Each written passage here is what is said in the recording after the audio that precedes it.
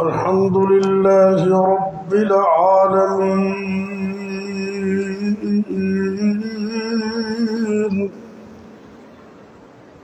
والعاقبة للمتقين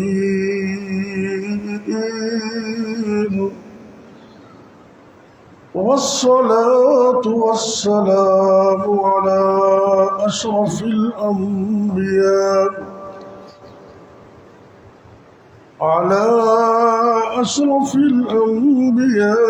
والمرسلين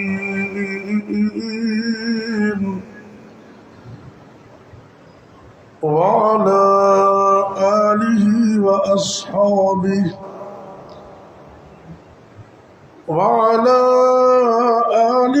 وأصحابه أجمعين.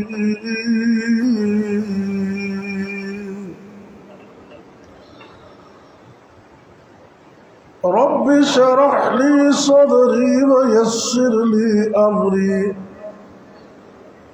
واحلل عقدة من لساني يفقه قولي. أما بعد، فأعوذ بالله السميع العليم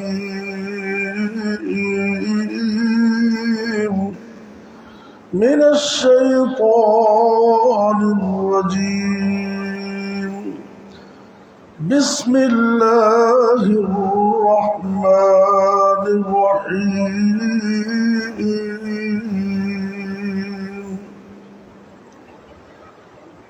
والفجر وليال عشر. اللہ رب العزت فرما رہے ہیں قسم ہے فجر کے وقت کی، اور اسی طرح قسم ہے عشرہ ذوالحجہ کی 10 راتوں کی۔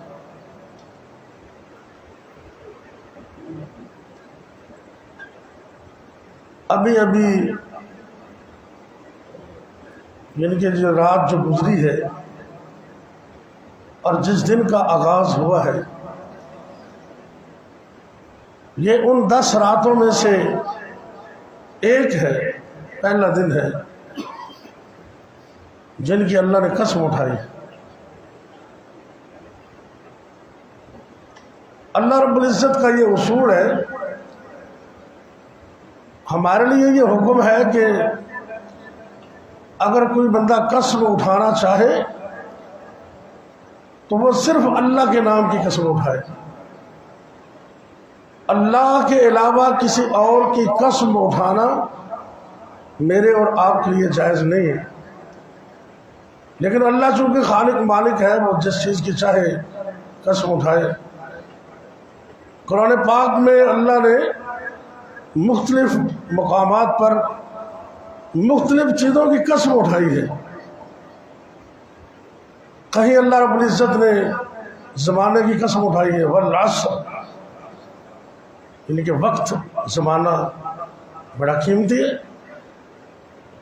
اور زمانے کا دنیا کا بیوقوف ترین انسان وہ ہے جو اپنا وقت ضائع کرتا ہے، وقت کو مینج نہیں کرتا، گیا وقت ہاتھ نہیں آتا۔ ایک جگہ پر اللہ نے 4 قسمیں اٹھائی۔ اللہ اکبر۔ بسم اللہ الرحمن الرحیم۔ والتین والزیتون وطور سینین وهذا البلد الأمين۔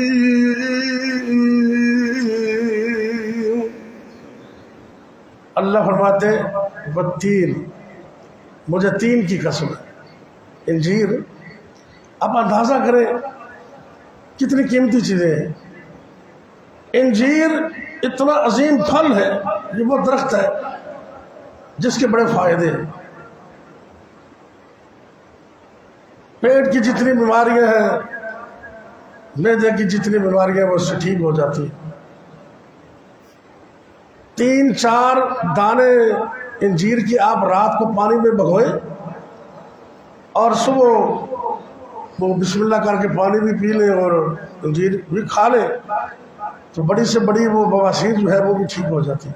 ان کی یہ چند ایک چیزیں میں ایک دن نوٹ کر رہا تھا تو 2 صفحے میں لکھ لیے، 2 صفحے صرف انجیر کے فوائد میں۔ اللہ جس چیز کی قسم کھاتا نا اس کی اہمیت بڑی ہوتی ہے۔ دوسرے نمبر پہ فرمایا والزیتون، اللہ فرماتے ہیں مجھے زیتون کی قسم۔ زیتون وہ درخت ہے جس کو اللہ نے خود کہا ہے کہ یہ مبارک درخت ہے، بابرکت ہے، آپ اس کا پھل کھائیں، اس کا اچار کھائیں، اس کا آئل استعمال کریں، اس کی مسواک استعمال کریں، فائدہ ہی فائدہ ہے۔ یعنی کہ اس کو بیرونی استعمال وہ بھی اچھا ہے، مالش کریں، اور اس کو کھائیں کھانے کے ساتھ یا ویسے یا دودھ میں، تو کیا ہی بات ہے۔ بیماریوں کا علاج، تمام بیماریوں کا۔ تیسرے نمبر پر اللہ فرماتے ہیں بطور سینین، مجھے طور سینہ پہاڑ کی قسم۔ اور پتہ ہے وہ کیا عظیم پہاڑ ہے جہاں اللہ موسیٰ علیہ السلام کو بلا کر ان سے محو گفتگو ہوا کرتے تھے۔ اور ایک وقت ایسا بھی آیا اللہ فرماتے ہیں اے موسیٰ علیہ السلام، غور کر نظرہ قرآن میں آیا نا فَخْلَعْنَ عَلَيْكَ إِنَّكَ بِالْوَادِ الْمُقَدَّسِ طُوًى۔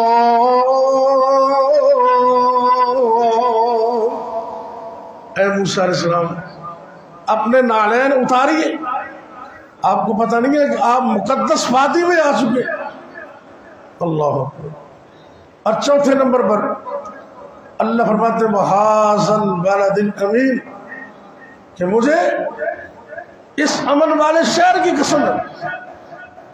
مکہ المکرمہ، صحیح حدیث ہے، نبی پاک فرماتے ہیں کہ اے مکہ اِنَّكِ لَخَيْرُ أَرْضِ اللَّهِ، اے مکہ تو پوری روئے زمین میں سب سے بہتر زمین کا ٹکڑا ہے۔ اور آگے فرمایا تو اللہ کو محبوب ہے۔ اور مکہ کا ایک معنی ہوتا ہے سینٹر، یہ ناف ہوتی ہے نا، ناف دھنی، یہ بندے کا سینٹر ہے۔ تو مکے کو اللہ نے آل ورلڈ، پوری دنیا کا مرکز بنایا۔ اور یہ حدیث میں آتا ہے کہ ایک وقت تھا کہ پانی ہی پانی تھا، بیت اللہ شریف کی جگہ پر پانی کے نیچے تھوڑی سی مٹی تھی، اللہ نے اپنی قدرت کاملہ سے اس مٹی کو پھیلا کر پوری دنیا میں زمین بنا دی۔ تو یہ دنیا کا بھی مرکز ہے، اور محبت و عقیدت کے لحاظ سے مسلمانوں کا بھی مرکز ہے۔ ہر بندہ ہی چاہتا ہے میں جاؤں وہاں۔ تو خیر اللہ نے جس چیز کی قسم اٹھائی اس کی اہمیت واضح ہے۔ یہاں بھی غور کیجیے، اللہ رب العزت فرما رہے ہیں والفجر ولیال عشر، مجھے فجر کے وقت کی قسم ہے۔ اور فجر کا وقت کون سا ہے؟ ان قرآن الفجر کان مشہودا، اللہ فرماتے ہیں فجر کا وقت وہ عظیم وقت ہے کہ اگر اس وقت میں قرآن پڑھا جائے تو فرشتے بھی حاضر ہوتے ہیں۔ اور فجر کا وقت دنیا جہاں کے اندر جس بندے نے کامیابی حاصل کی ہے نا، طالب علم ہو، کوئی بھی اسٹوڈنٹ ہے، کوئی کاروباری حضرات ہے، جو بندہ اپنے کام کا آغاز early in the morning first time کرتا ہے نا، وہ کامیاب ہو جاتا ہے، اور اس کو نبی پاک کی دعا مل جاتی۔ میرے اور آپ کے پیر و مرشد جناب محمد صلی اللہ علیہ وسلم نے فرمایا اے میرے اللہ، اللہم بارک، اللہم بارک فی امتی، اللہم بارک، اے اللہ میری امت کے صبح صبح کے کاموں میں برکت فرما دے۔ جو بندہ صبح صبح کام کرے نا اس کو نبی کی دعا مل جاتی ہے۔ اور ولیال عشر، میں 10 راتوں کی قسم ہے۔ بخاری کی حدیث ہے، نبی پاک صلی اللہ علیہ وسلم نے فرمایا کوئی عمل چھوٹے سے چھوٹا عمل ان 10 دنوں میں کیا جائے اور اس کے مد مقابل کوئی بڑے سے بڑا عمل عام دنوں میں کیا جائے تو ان 10 دنوں میں کیا جانے والا عمل فضیلت میں اس سے زیادہ ہے، اس کا مقابلہ نہیں کر سکتے۔ تو آئیے ذرا غور کیجئے آخری چند منٹوں کے اندر کہ ہم نے عشرہ ذی الحجہ کو کیسے گزارنا ہے۔ ایک ذہن بنائے نا، تھوڑا سا مینج کریں، آپ یہ روٹین بنا لیں کہ کم از کم ایک قرآن پاک میں نے اس عشرے میں مکمل کر دیا۔ آپ چاہیں تو 2 کر لیں، کم از کم ایک قرآن پاک اس عشرہ ذی الحجہ میں نے مکمل کر دیا۔ دوسری روٹین، یہ چھوٹے اور بڑے سب کریں۔ عام دنوں میں آپ بھلا جتنا مرضی صدقہ کرتے وہ تو کرتے، اللہ قبول کرے۔ ان 10 دنوں کے اندر باقاعدگی کے ساتھ صدقہ کریں، روزانہ، چاہے 10 روپے دیں، کسی کو 20 دے دیں، 50 دے دیں، کسی ضرورت مند کو دے دیں، طالب علم کو دے دیں، جہاں آپ بہتر سمجھتے ہیں مسجد میں دے دیں، روزانہ کی بنیاد پر۔ ان 10 دنوں میں آپ 10 روپے بھی دیں تو حدیث تو یہی بتلاتی ہے کہ عام دنوں کا لاکھ بھی اس کا مقابلہ نہیں کر سکتے۔ کتنی بڑی عظمت ہے۔ 2 چیزیں ہو گئی، ایک تو قرآن پاک کی تلاوت کریں روٹین کے ساتھ، اور ذہن بنائے کہ کم از کم ایک قرآن پاک میں مکمل کروں گا، اللہ توفیق دے گا انشاءاللہ۔ 2 کر لیں، 3 کر لیں، وہ جتنے ہو جائے۔ دوسرے نمبر پر باقاعدگی سے صدقہ کریں۔ تیسرے نمبر پر اگر نماز کی پابندی نہیں ہے تو پھر ان چیزوں کا فائدہ کیوں نہیں ہے۔ میرے اور آپ کے پیر و مرشد جناب محمد صلی اللہ علیہ وسلم نے فرمایا، میری امت میں سے جو بھی شخص 40 نمازیں تکبیر اولیٰ کے ساتھ پڑھ لیتا ہے، اللہ رب العزت اس کو 3 پروانے عطا کرتے ہیں۔ کتنے؟ 3 پروانے بڑے بڑے۔ براءۃ من النار وبراءۃ من العذاب وبراءۃ من النفاق۔ 40 دن مسلسل تکبیر اولیٰ کے ساتھ نماز پڑھنے والا، کیا مطلب؟ جب امام صاحب کہے اللہ اکبر تو صف میں کھڑا ہو تکبیر اولیٰ کے ساتھ، کوئی نماز مس نہ ہو۔ کائنات کے امام فرماتے ہیں 3 پروانے اللہ اس کو عطا کرتے ہیں۔ اللہ رب العزت اللہ کی طرف سے اعلان ہوتا ہے براءۃ من النار، آگ سے بچنے کا پروانہ، وبراءۃ من العذاب، ہر قسم کے عذاب سے بچنے کا پروانہ، وبراءۃ من النفاق، اور اللہ اس کو نفاق سے بھی بچا لیتے۔ ان 10 دنوں کے اندر، کیونکہ 40 نمازیں 8 دنوں میں پوری ہو جاتی ہیں، 8 دنوں میں، تو یہ 10 دنوں کے اندر بڑا اچھا پیکج ہے۔ اب نیت کر لیں، اللہ توفیق دے گا انشاءاللہ۔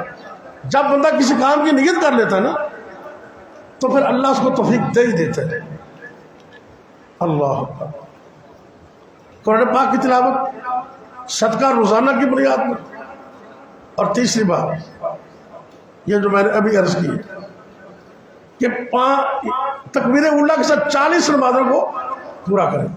چوتھے نمبر پر اگر ممکن ہو تو روزہ رکھیں۔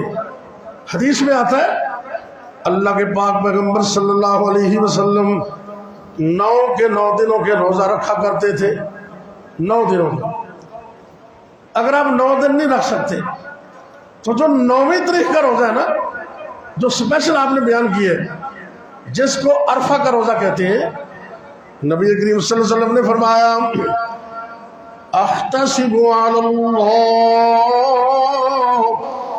میں اپنے اللہ سے یہ یقین کرتا ہوں کہ جو بھی شخص ذو الحجہ کی 9 تاریخ کا روزہ رکھے گا، اللہ اس کے 1 سال پہلے اور 1 سال بعد کے گناہوں کو معاف کر دے۔ یار کتنا بڑا ثواب ہے۔ ابھی سے نیت کر لیں، اللہ توفیق دے گا انشاءاللہ۔ 9 تاریخ کا روزہ، مسئلہ بھی سمجھ لیں۔ بعض لوگ کہتے ہیں جی جس دن سعودی عرب میں 9 ہوتی ہے اس دن رکھنا، نہیں، آپ کی تاریخ اور رویت اپنی ہے، بعینی ہی اس طرح کہ جس طرح رمضان شریف میں ادھر تاخیرات ہوتی ہے ایک دن پہلے اور ہماری تاخیرات ہوتی ہے ایک دن بعد میں، اسی طرح یہ 9 تاریخ کا روزہ ہے، عرف عام میں اس کو عرفہ کا روزہ کہتے ہیں، عرف عام میں، وگرنہ یہ ایسا نہیں ہے کہ وہ جو سعودی عرب میں دن ہو وہی آپ کا، نہیں، جس دن آپ کی 9 تاریخ ہوگی اسی دن کی عرفہ کا روزہ ہوگا۔ لیکن حاجی لوگ میدان حج میں یہ روزہ نہیں رکھیں، اللہ ہمیں توفیق دے رکھنے کی۔ ایک اور پیکج ہے، بہت اچھا پیکج، آپ ان 10 دنوں کے اندر سبحان اللہ، الحمدللہ، ولا الہ الا اللہ، واللہ اکبر، یہ 4 کلمات بڑے عظیم کلمات ہیں، ان کی ایک ایک تسبیح ضرور پڑھیں۔ ویسے تو اور بھی جو چیزیں آپ پڑھتے ہیں ان کو جاری رکھیں، ان کو بھی شامل کریں۔ اور اسی طرح ایک اور پیکج دینے لگا ہوں، میرے اور آپ کے پیر مرشد جناب محمد صلی اللہ علیہ وسلم نے اپنے چچا جان حضرت عباس رضی اللہ تعالیٰ عنہ کو یہ بہت بڑا گفٹ اور تحفہ دیا۔ آپ نے فرمایا کہ اے میرے چچا جان، میں تحفہ دینے لگا ہوں، اسے سنبھال کے رکھنا۔ نماز تسبیح کے بارے میں یہ حدیث بالکل مستند بیان کر رہا ہوں ذمہ داری کے ساتھ، زور زور نہیں ہے اس میں، اور بڑے ائمہ نے اسے بیان کیا۔ فرمایا کہ اے میرے چچا، نماز تسبیح کو اگر ہو سکے تو روزانہ پڑھا کر، نہیں تو 8 دن کے بعد پڑھ لیا کر، 8 دن کے بعد نہ پڑھ سکے تو مہینے میں 1 مرتبہ پڑھ لیا کر، مہینے میں بھی نہ پڑھ سکے سال میں 1 مرتبہ پڑھ لیا کر، اگر سال میں بھی نہ پڑھ سکے تو کم از کم زندگی میں 1 بار ضرور پڑھ لے۔ اور نماز تسبیح پڑھنے سے اللہ انسان کے 6 طرح کے گناہ معاف کرتے ہیں، 6 طرح کے گناہ، ظاہری، باطنی، چھوٹے بڑے، اول آخر، یعنی کہ پہلے گناہ، بعد والے گناہ، چھوٹے گناہ، بڑے گناہ، ظاہری گناہ، باطنی گناہ، 6 طرح کے گناہ اللہ نماز تسبیح سے معاف کر دیتے ہیں۔ اور یہ 4 رکعت ہوتی ہے، ایک رکعت میں 75 مرتبہ یہ سبحان اللہ والحمدللہ ولا الہ الا اللہ واللہ اکبر یہ پڑھنا۔ ترتیب میں بتا دیتا ہوں، اللہ اکبر کہہ کے نماز شروع کر دیں اسے۔ اب آپ نے قرات کر لی، اس کے بعد 15 مرتبہ سبحان اللہ والحمدللہ ولا الہ الا اللہ واللہ اکبر 15 مرتبہ کہا، پھر رکوع میں چلے گئے، دعا پڑھنے کے بعد 10 مرتبہ، رکوع سے اٹھ کر 10 مرتبہ، سجدے میں جا کر 10 مرتبہ، سجدے سے اٹھ کر 10 مرتبہ، دوسرے سجدے میں 10 مرتبہ۔ اگلی بات دھیان سے سنیں، جب دوسری رکعت کے لیے اٹھنا ہے نا، دوسرے سجدے سے اٹھ کر، جس کو جلسہ استراحت کہتے ہیں، عام نماز میں تھوڑا سا ہم بیٹھتے ہیں، اس میں بھی 10 مرتبہ پڑھ لیں، تو یہ 75 مرتبہ ایک رکعت میں، 150 مرتبہ 2 رکعت میں، اور 4 رکعتوں میں 300 مرتبہ یہ کلمات پڑھے جاتے ہیں۔ قسمت والے لوگ ہیں۔ میں نے رمضان میں مسئلہ بیان کیا، مرد کی بات نہیں کر رہا ہوں، ایک عورت کی بات کر رہا ہوں، میں ہماری وہ قریبی رشتہ دار تھی، محرم، غیر محرم نہیں تھی، مجھے کہنے لگی حافظ صاحب میں اللہ کے فضل سے رمضان میں روزانہ ہی پڑھتی ہوں۔ بڑی بات ہے، اچھا پنجابی کہتے ہیں جنہ گڑ پاؤ گے اتنا میٹھا ہوئے گا نا، یہ گل حقیقت ہے۔ رب نال جنہ تعلق قائم کرو گے اللہ انہی رحمتیں کر دے گا انشاءاللہ۔ ان 10 دنوں کو گزارے ان طریقوں کے ساتھ۔ لیکن ایک بات پھر کہوں گا، اپنے اخلاق کو درست کریں، یہ نہ ہو کہ نماز تسبیح بھی پڑھتے رہو، قرآن بھی اور روزہ بھی رکھتے رہو، اور اخلاق اتنا گندا ہو کہ سارے اعمال صفر ہو جائیں۔ یہ بھی مسئلہ ہے۔ لوگوں کے ساتھ، رشتہ داروں کے ساتھ، عزیزوں کے ساتھ برتاؤ ایسا رکھیں۔ آخری بات سنیں ذرا توجہ سے، میرے اور آپ کے پیر مرشد جناب محمد صلی اللہ علیہ وسلم نے فرمایا، لا يدخل الجنت قاطع، اے میری امت کے لوگوں، رشتہ داریوں کو توڑنے والا کبھی جنت میں جا ہی نہیں سکتا۔ اب آپ کیا کریں؟ آپ رشتہ داری کو جوڑنے کی کوشش کریں، اگلا رشتہ دار نہ مانے تو اس کی مرضی ہے، آپ کا رویہ پازیٹیو ہونا چاہیے۔ آپ سلام کہہ دیں، وہ جواب نہ بھی دے تو تم بری سناؤ۔ آپ رشتے ناتے نہ کریں ان سے، گوڑیاں رشتہ داریاں نہ کرو، لیکن ان کے حق حقوق کا خیال کرو اور رشتہ داریوں کو ممکن حد تک جوڑو۔ اللہ اکبر۔ وہ مجھے ایک زبردست بات اور یاد آ گئی، اور یہ جو رسالہ آتا نا اہل حدیث، ہر مسجد میں مرکز جمعیت اہل حدیث کی طرف سے وہ بھیجا جاتا ہے، ان کو پڑھا کرو۔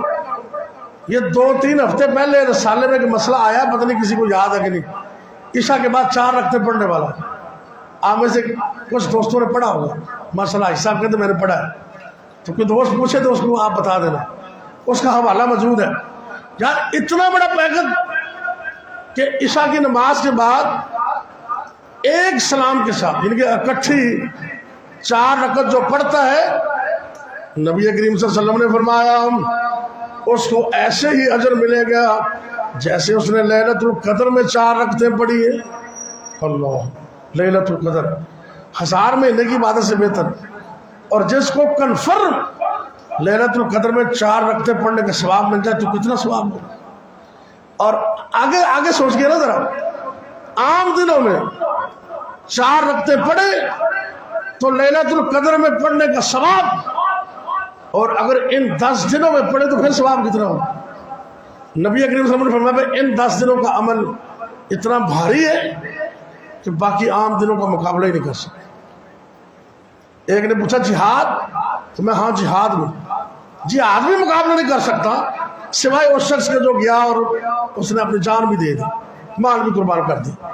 تو اس لیے بھائیو، ہاں یہ جو حفظ کے بچے ہیں ان کے لیے میرا پیکج ہے، یہ اپنی منزل کو اسپیشل ان 10 دنوں میں دہرائیں۔ ان 10 دنوں کے اندر ایک بچہ دوسرے کے ساتھ دور کرے، اور ہر بچہ جتنا اس نے پڑھا ہے ان 10 دنوں کے اندر مکمل کرے، ایک بچہ دوسرے کو سنائے۔ اللہ نے موقع دیے، اللہ سے دعا ہے کہ اللہ تعالیٰ مجھے اور آپ کو ان 10 دنوں کی قدر کرنے کی توفیق عطا فرمائے۔ بیماروں کے لیے دعا کریں۔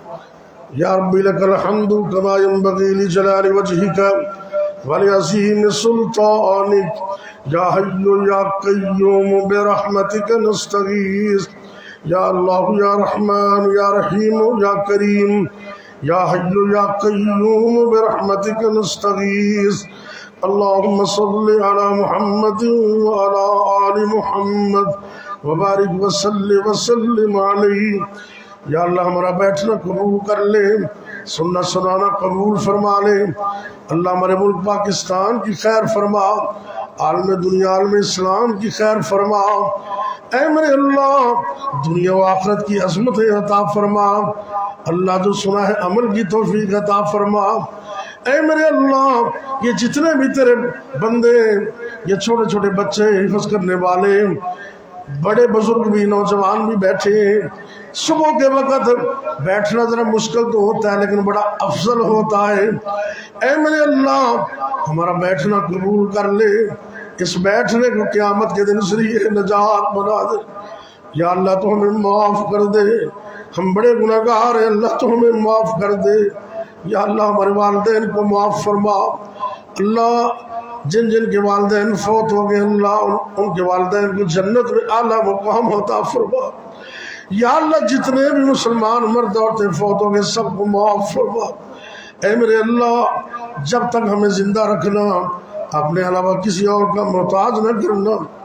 اللہ جب موت آئے کلمہ نصیب کرنا، خاتمہ بالخیر فرمانا۔ اے میرے اللہ دنیا و آخرت کی کامیابی عطا کر دے۔ یا اللہ ہمارے بچوں کو نیک بنا دے، 5 وقت کا نمازی بنا دے۔ ربنا هب لنا من ازواجنا وذرياتنا قرة اعین واجعلنا للمتقین اماما۔ اللہ ہماری اولادوں کو نیک بنا دے، 5 وقت کا نمازی بنا دے، اے میرے اللہ تقوی پرہیزگاری والا بنا دے، دین کے قریب کر دے اور فضول کاموں سے دور کر دے۔ ربنا آتنا فی الدنیا حسنہ وفی الآخرۃ حسنہ وقنا عذاب النار۔ یا اللہ جن جوڑوں کے پاس اولاد نہیں، نیک صالح نرینہ اولاد عطا کر دے۔ اللہ ہمارے بچوں کو نیک صالح بنا دے، کامیاب کر دے۔ ربنا تقبل منا انك انت السميع العليم وتب علينا انك انت التواب الرحيم۔